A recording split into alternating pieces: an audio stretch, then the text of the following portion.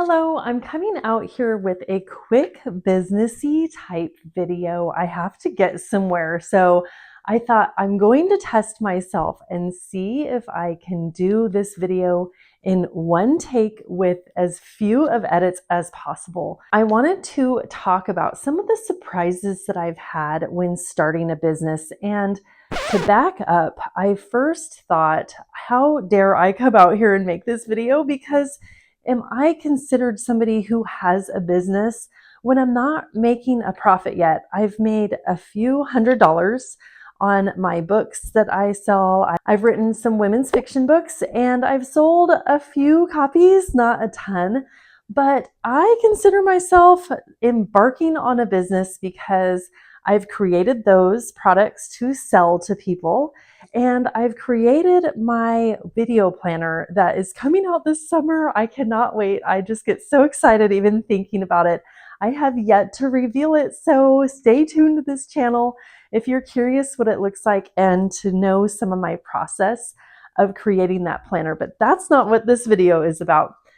I figured that since I have a product that I made that I am passionate about, and I'm wanting to sell to others to hopefully make their life better in one way, shape, or form, that yes, this is considered a business. So I wanted to just kind of put that out there because one of the things that I wanted to say that has surprised me about kind of starting Jean Books, which is my business name, is the amount of doubt that has been here. And I feel like I am constantly, or at least daily, giving myself a pep talk to keep going.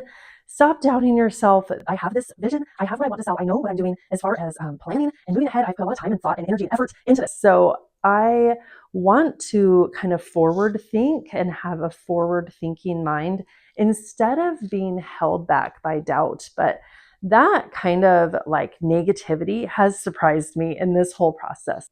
My microphone went out. I'm so glad I saw that blinking light because I don't have time to refilm this. My microphone going out is a complete segue into my next point, and that is to expect some hiccups.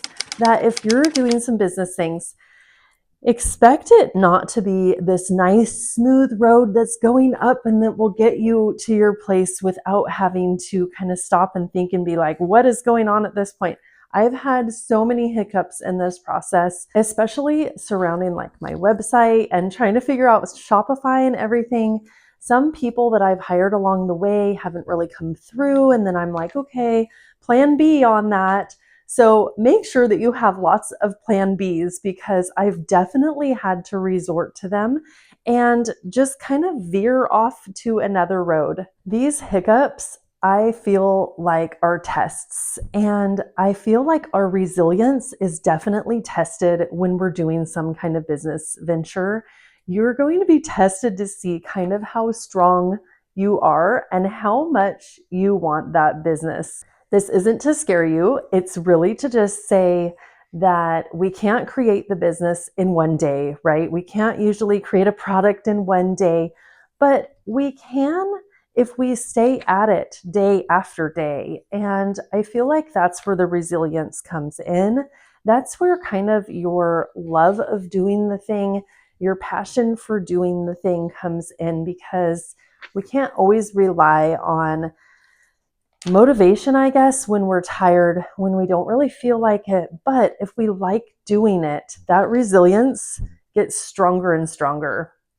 The next thing I want to talk about is how things and tasks always seem to take longer than what you thought. So a lot of times I'm like, ooh, I'll get this done in a couple of hours. And next week, after spending dozens of hours possibly on it, it will get done, because I feel like when we have our own business, we want the quality to be really up there, right? We want our things to be really nice as we want them ourselves. So in order to keep tweaking and testing and tweaking again and going back to the beginning, even if we need to, that takes some time. So I'm coming out here to say it's okay if you've made a deadline for yourself and gone past that deadline.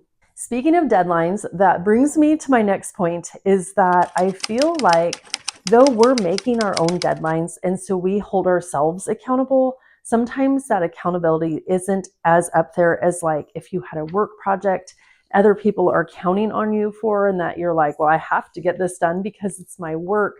Sometimes we might not take that deadline too seriously.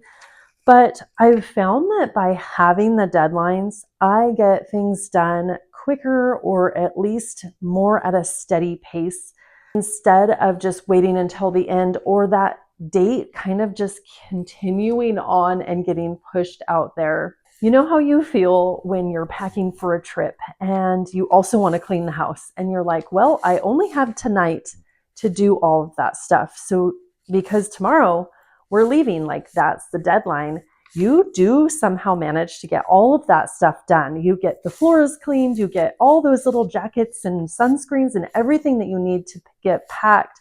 You get all of that done because you only have a finite time. So having that date there, even if it's like tentative and it's going to move out a week, it at least has helped me stay on task.